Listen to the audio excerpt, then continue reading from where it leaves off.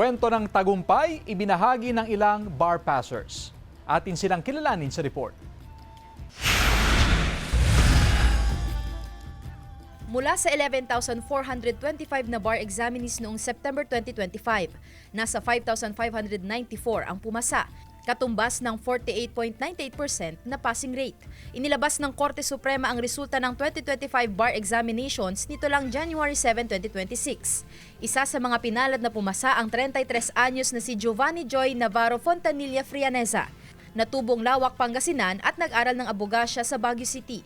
Hindi raw madali para kay Vanny ang daang tinahak sa pagtupad ng kanyang pangarap. After kong mag-graduate ng college, gusto ko na talaga agad mag-law school. But then at the time, nagsisimula pa lang ako magtrabaho. So financially, I couldn't send myself to law school. Isang taon ang ginugol ni Vanny sa pagre-review.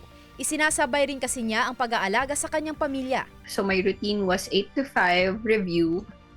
5 onwards was still family time dedicated to study time and then play time with my child. Mommy duties, kumbaga.